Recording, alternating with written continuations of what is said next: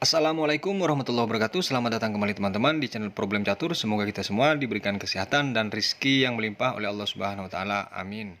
Baik teman-teman, kali ini saya akan memainkan pembukaan Ruy Lopez dengan beberapa varian yang mana seluruhnya adalah hitam yang menang.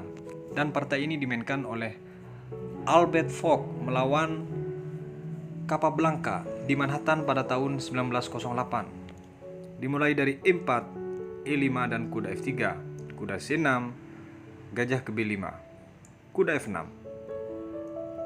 Perhatikan teman-teman, jika di sini dimainkan oleh putih dengan memukul kuda, teman-teman akan dipukul oleh pion.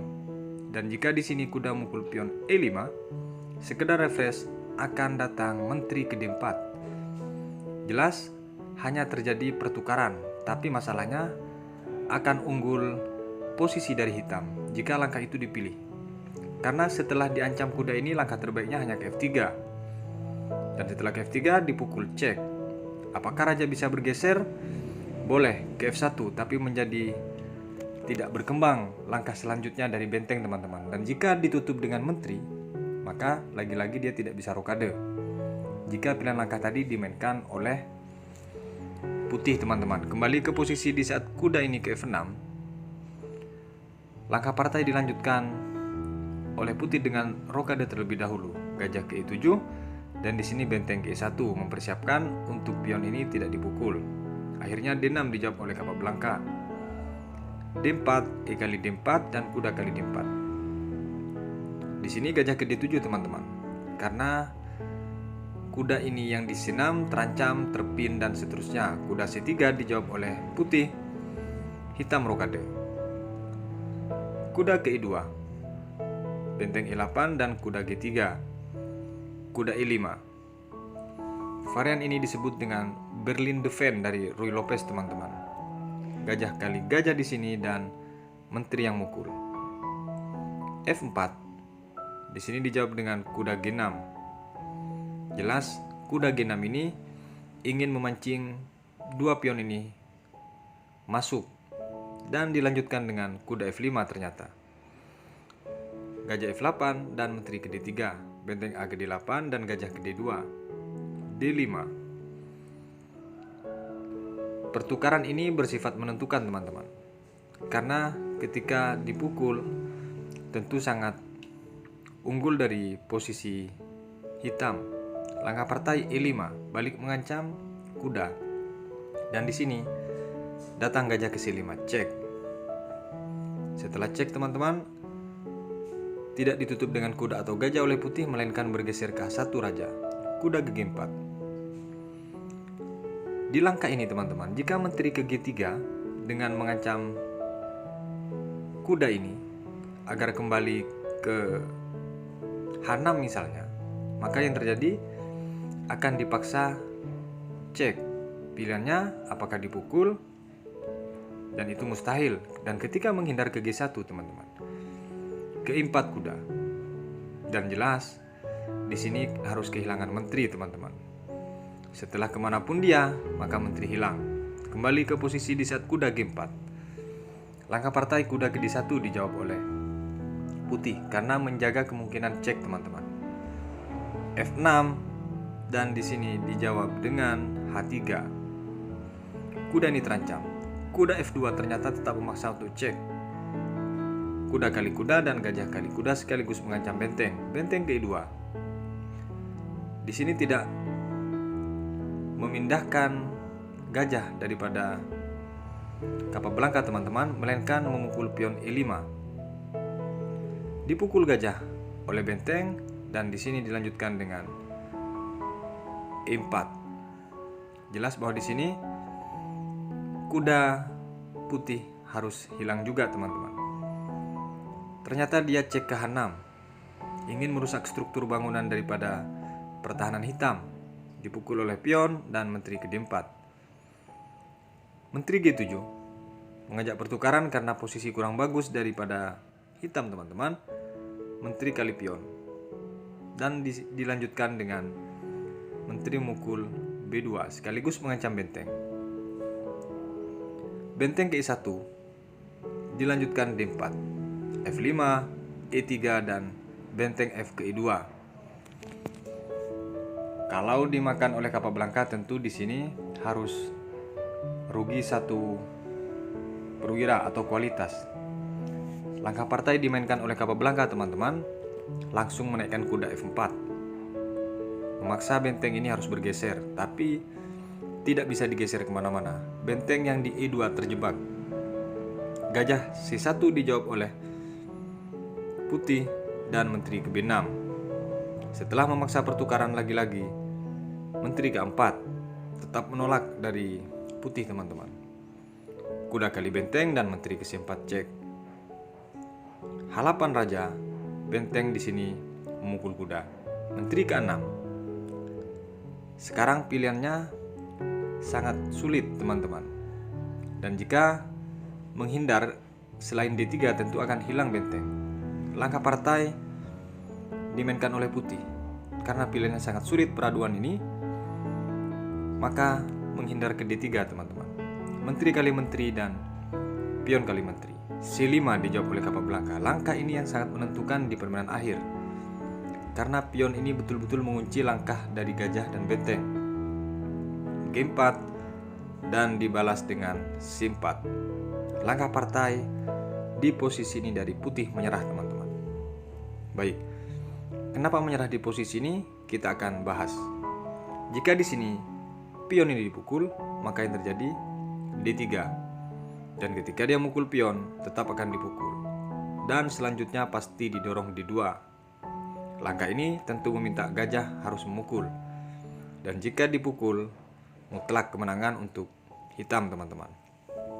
Kemungkinan yang kedua, di saat posisi C4 menyerah dari putih, bagaimana kalau dipukul dengan gajah terlebih dahulu? Maka akan datang benteng yang mukul, teman-teman. Benteng kali benteng dan pion kali benteng. Kemanapun raja, maka akan di sini tidak bisa dibendung promosinya. Setelah F2, baru pion ini dimakan. Kemanapun dia dipastikan promosi tidak bisa dihindari. Makanya di posisi C4 dengan langkah taktikal memaksa ini menyerah dari putih. Kita lanjut ke varian berikutnya. Dan partai ini, teman-teman, dimainkan oleh Alexander Alekhine putih dan Capablanca hitam di Petersburg pada tahun 1914. Dimulai dari E4 oleh Alekhine, E5, kuda F3, kuda C6 dan gajah ke B5, D6, D4, E kali D4 dan kuda kali D4. Tentu di sini kuda C6 Capablanca harus dilindungi, kalau tidak akan tetap dipukul, teman-teman. Gajah D7, kuda C3 dan kuda ke F6. Ini disebut dengan Ruy Lopez varian Stand It Defend. Di posisi ini dari putih langsung rokade. Gajah E7, kuda F5. Gajah langsung mukul kuda di sini, teman-teman. Dan pion kali gajah. Langsung rokade dari Capablanca menghindari pin gajah dari kuda ini, teman-teman. Benteng ke E1. Dibalas dengan kuda D7 dan kuda ke D5. F6 gajah, C3 dan kuda ke B6. Mengajak pertukaran dan di sini gajah yang dipukul, teman-teman. Menteri kali kuda dilanjutkan dengan gajah kali C6. B kali C6, menteri F3. Benteng F ke E8 dijawab Capablanca. Gajah ke E3. Langkah gajah ke E3 ini tentu mengunci kemungkinan menteri bertahan di F6, teman-teman. Tapi langsung dihentikan dengan C5 oleh Capablanca. Benteng ke E2, benteng ke E5.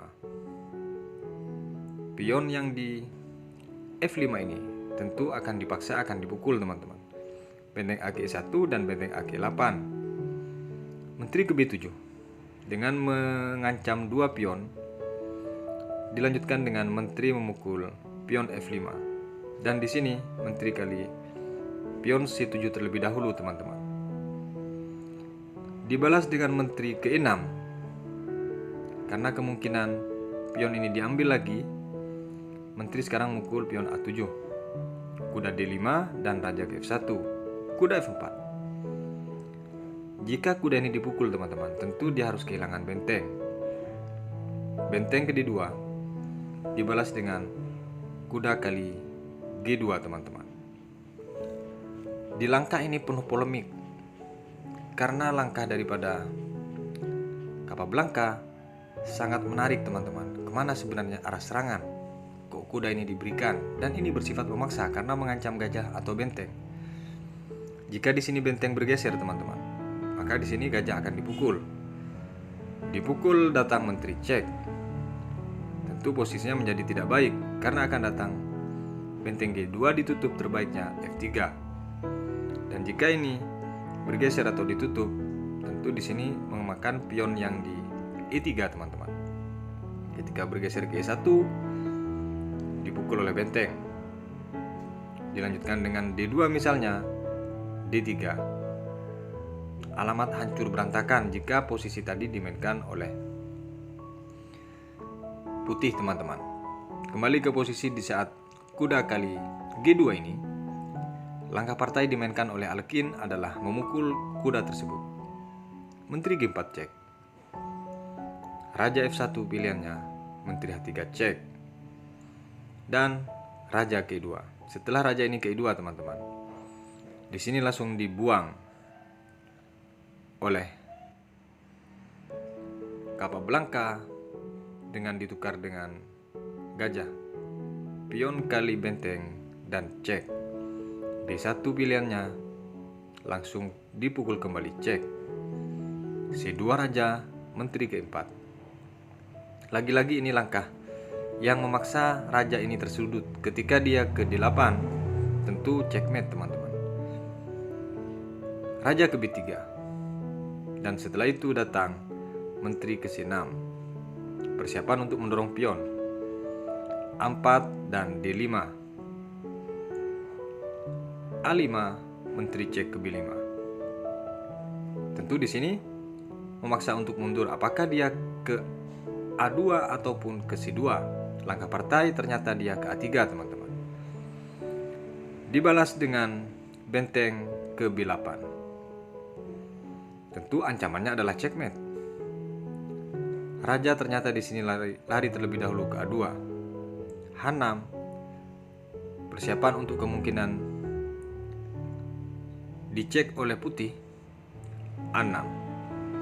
Setelah A6 nih teman-teman, dilanjutkan dengan menteri cek ke B3. Di partai, di posisi ini Alekhine menyerah teman-teman. Kok bisa menyerah? Baik, jika dilanjutkan, ada dua kemungkinan, adalah lari ke A1 atau ke B1. Jika lari ke B1 teman-teman, akan datang benteng ke I8, benteng ke C2 karena ancaman checkmate di sini misalnya menutup langkah. Maka di sini benteng ke E1 teman-teman. Setelah cek, C1 ditutup dan benteng G2. Dan masalahnya ini tidak bisa dihindari langkah checkmate tersebut teman-teman. Pilihannya boleh menteri ke B7, tapi tetap di sini checkmate. Karena raja ke A1, menteri ke A2. Baik. Kemungkinan yang lain di saat menteri ke B3 ini, apakah ada kemungkinan bisa dilanjutkan? Misal lari ke A1 raja, benteng tetap ke E8 teman-teman. Dan ketika di sini menteri langsung ke B7, maka lebih simple lagi. Karena satu-satunya hanya bisa ditutup, langsung checkmate. Makanya di posisi menteri B3 dari Alekhine teman-teman, menyerah. Baik, kita lanjut ke varian berikutnya. Pembukaan Ruy Lopez yang ketiga ini teman-teman, dengan varian S-Cheng yang dimainkan oleh Emilio Carranza melawan Capablanca pada tahun 1915. Dimulai dari E4, E5, kuda F3, kuda C6, gajah ke B5, A6. Gajah di sini langsung memukul kuda. Pion kali gajah dan D3.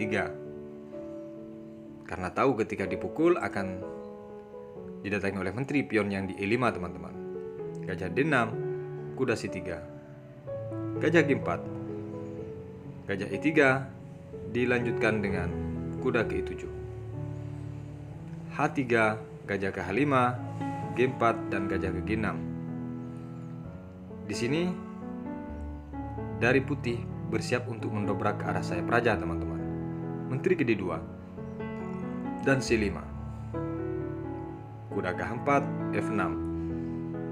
Kuda ke F5 dan di sini dipukul oleh kuda.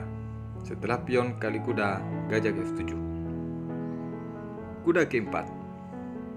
Lagi-lagi dari putih ini mengajak pertukaran terus. Di sini dijawab B6 dan B3, teman-teman. Gajah I7, F4 dan pion kali pion. Gajah kali pion, menteri ke D7. Dilanjutkan dengan menteri C3, A5, A4, C4. Jika di posisi ini, teman-teman, dipukul oleh salah satu pion, tentu teman-teman tahu bahwa ada ancaman skakster. Dan kemanapun raja, tentu harus kehilangan menteri.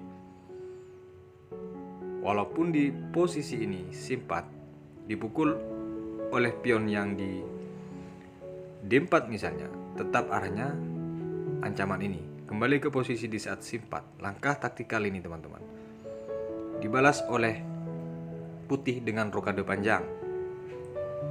Dilanjutkan gajah ke B4, tetap mengancam menteri di sini. Menteri ke B2 karena pilihannya sangat sulit. Menteri C6 dan raja ke B1. C3, lagi-lagi menteri dipaksa untuk mundur, teman-teman. C1 dan di sini, teman-teman, dari Capablanca rokade panjang. Menteri E3. Sekarang gajah memukul pion B3. Langkah memaksa yang bersifat mematikan ini tidak bisa dihindari, teman-teman. Jika di sini dijawab dengan benteng C1 misalnya, maka tentu di sini akan datang menteri dengan ancaman checkmate. Kalaupun di sini dipukul, datang sekaligus cek. Kemanapun lari, ke A1 pilihannya adalah checkmate. Kembali ke posisi di saat gajah ini memukul pion. Langkah partai dipukul oleh pion di C2 ini, teman-teman. Dan C2 cek. Masih dilanjutkan ternyata oleh putih dengan menggeser ke A2. Pion di sini memukul sekaligus promosi menteri dan dari putih menyerah, teman-teman. Kenapa kok bisa menyerah? Ini kan hanya selisih 1 perwira. Baik. Ketika di sini dipukul menteri, akan datang C2 cek. Tentu di sini akan disusul dengan A1 dan dipukul. Sekarang berapa selisih perwira? Mutlak kemenangan untuk hitam, teman-teman. Walaupun di sini C1 misalnya mencoba mengadu, tetap akan dipukul. Baik. Kita lanjut ke varian berikutnya. Dan partai ini dimainkan oleh Sidney Thomas melawan Capablanca di Franklin pada tahun 1916. Ruy Lopez dengan varian modern defense. Dimulai dari E4, E5, kuda F3, kuda C6, gajah B5, A6 dan gajah ke A4. D6. Di sini langsung rokade dari putih, teman-teman. Gajah D7, C3, G6. D3, gajah G7. Benteng G1 dan kuda G ke E7. Kuda B ke D2. Hitam langsung rokade kuda F1, H6, dilanjutkan dengan kuda K3, F5, E kali F5, dan di sini pion yang di G memukul pion F. Tentu dari Capablanca akan membuka jalur G ini, teman-teman. Di sini datang cek oleh gajah. Raja ke H7 dan kuda ke D5. Setelah diadu, teman-teman, diterima oleh Capablanca. Gajah kali kuda, menteri F6. Menteri C2, kuda ke E7. Pion yang di B7 ini diberikan, tapi langkah dimainkan oleh putih karena takut dia tidak bisa kembali ke jalur diagonal G ini, teman-teman. Akhirnya dia menarik mundur ke B3, C5. Dilanjutkan dengan menteri K2, gajah C6, gajah C2, kuda G6. Jika di posisi ini dijawab G3 misalnya, untuk menghalangi laju langkah kuda ini, teman-teman, benteng A ke 8 dan B4 langkah terbaik. Di sini akan dipaksa ke 4, dan ketika dipukul oleh pion, datang pion sekaligus mengancam kuda. Ketika di sini kuda D2 teman-teman, menteri memukul C3. Kembali ke posisi di saat kuda ini ke G6. Langkah partai dimainkan oleh putih, kuda ke D2. Membiarkan ruang kosong yang di G2 ini teman-teman, dengan lajur gajah yang sangat tajam. Kuda F4 dijawab oleh Capablanca, menteri D1, dan sekarang dipukul pion G2 teman-teman. Benteng F1 dilanjutkan menteri G6. Tentu di sini ancamannya ketika dibuka harus kehilangan menteri dari putih. Di posisi ini teman-teman, dari putih langsung menyerah. Ada dua langkah terbaik kemungkinannya kenapa dia menyerah di posisi ini. Pertama, jika di sini kuda F3, teman-teman. Jika di sini F3, maka datang kuda C ke E3. Jelas di sini ancamannya adalah menteri. Tapi ketika dia lari ke F2, maka di sini datang G2 cek. Pilihannya hanya boleh memukul kuda atau dia lari ke E1. Ketika dia lari ke E1 teman-teman, tentu dipukul menterinya. Baik, kembali ke posisi di saat menteri ini G6. Kenapa menyerah dari putih? Bagaimana kalau kuda F3? Akan datang kuda C ke E3. Lagi-lagi ancamannya adalah menteri.